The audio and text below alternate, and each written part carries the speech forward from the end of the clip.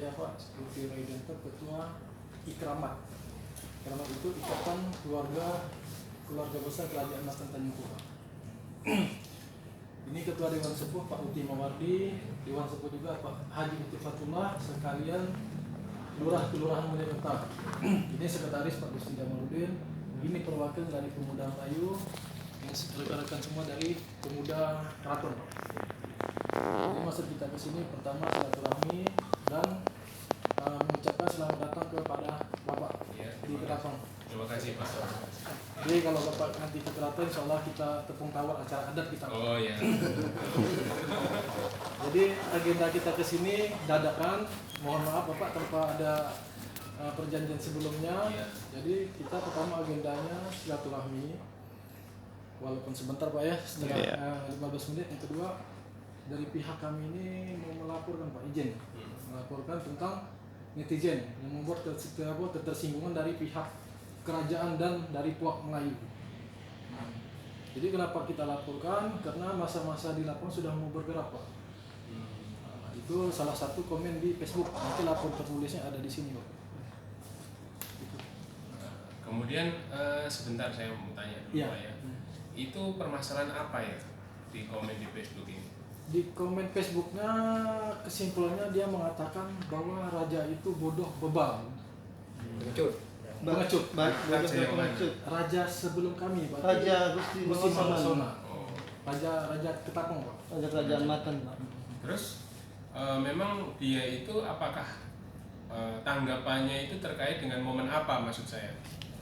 Kan otomatis kan itu kan netizen itu kan mengomentari. Iya. Nah, pertama kali postingan apa sehingga dia bisa mengomentari itu? Jadi postingannya pertama dari salah satu Facebooker itu memposting bahwa kenapa tidak ada Raja Ketapang atau menjadi pahlawan.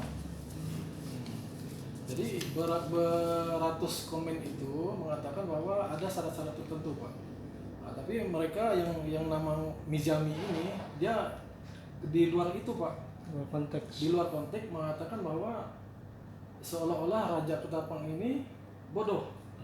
Ada semuanya sudah kita sekian. Oh langsung disebutkan kepada Raja Ketapang. Ya, kita membahas masalah Kerajaan Matan. Kerajaan Matan itu kan raja terakhirnya itu Penembahan Gusti Muhammad Sonan. Ya. Kalau yang dimaksud postingan itu Raja Ketapang, betul? Iya, Raja Ketapang. Kenapa kita laporkan? Karena dari kemarin begitu postingan itu, ini menimbulkan amarah dari pihak keluarga juga dari masyarakat yang tidak terima. Jadi kita coba jalur hukum dulu Bapak. Nah sekarang orang yang posting itu orang mana? Kalau Ketapang sini Pak, Jalan Ketapang. Tegas. Iya. Alamatnya Jalan Tegas. Oh iya. Ya jadi begini Pak ya, ini kan supaya menjaga situasi kondusif juga. Iya. Artinya kalau memang ini laporan, ini bukan istilahnya laporan pengaduan menyurat Bapak kepada kami. Artinya kalau memang itu bisa memenuhi unsur pidana terkait undang-undang ITE, unsur-unsurnya itu kan ada toh. Nah, nanti pemenuhan unsur itu pun harus melalui proses. Proses itu tentunya pasti harus ada ahli yang harus kita periksa. Ahli ini ahli bukan dari polisi, ahli ini bisa ahli bahasa, ahli ITE, nah itu harus kita periksa karena ini merupakan pasal pengecualian, pasal tindak pidana khusus karena bukan tindak pidana umum. Nah kalau tindak pidana khusus itu yang menentukan bahwa itu memenuhi unsur atau tidak itu adalah ahli ya.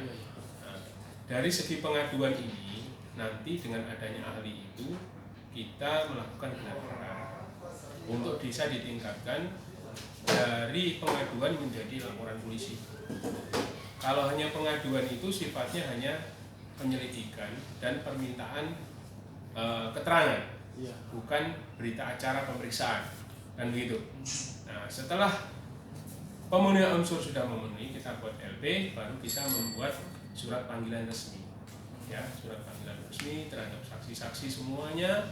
Nah setelah itu baru kita manggil yang dimaksud. Yang dimaksud itu juga bukan langsung memanggil dia sebagai tersangka, tetapi kita harus manggil sebagai saksi terlebih dahulu.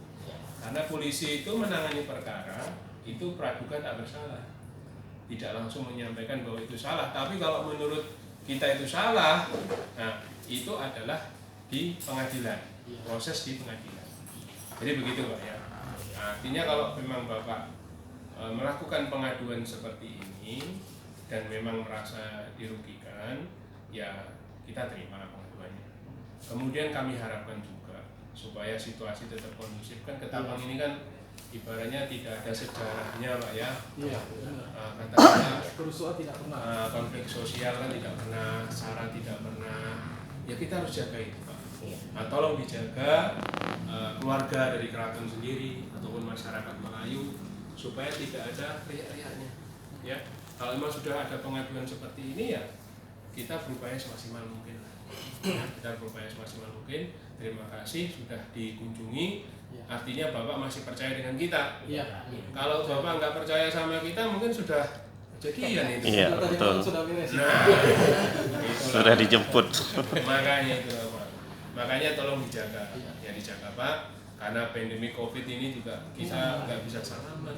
Kita nggak bisa silaturahmi secara langsung itu. Awalnya kita menyikapi itu Pak, komen-komen biasa Bapak. Iya. Tapi karena dasarkan dari pihak keluarga, mereka ada yang mau bertindak. Ya kita jujur, kita percaya dengan polisi, makanya kita kesini Bapak. Oh iya. Saya juga ada setting dengan Pak Wakah.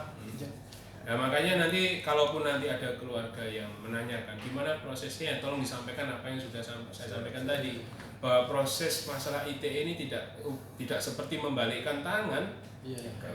Kalau tindak pidana umum ada tersangka, ada pelaku, ada barang bukti, mungkin kita proses sidik, seminggu bisa kita langsung limpahkan ke kejaksaan. Kalau ini kan harus butuh ahli. Nah ahli tidak ada di Ketapang, ahli itu adanya di Pontianak ya. Pontianak sama Jakarta. Pontianak dengan Jakarta, dan itu kan butuh proses, butuh waktu, kemudian butuh biaya. Artinya itu nggak perlu Bapak pikirkan lah, itu sudah menjadi tanggung jawab kita semua. Nah itulah yang mungkin nanti bisa disampaikan. Jika ada pertanyaan kira-kira bagaimana prosesnya, nah itu yang prosedurnya seperti itu. Nah, ya saya minta tolonglah supaya dijaga situasi, supaya dijaga anggota keluarganya, masyarakatnya, supaya tidak ada bertindak yang lebih daripada yang sifatnya memprovokasi. Ya. Sebelum diakhiri, kawan-kawan pemuda, Pak Simpai, Pak Junai, mohon disikapi pembicaraan dari Pak Kapolres.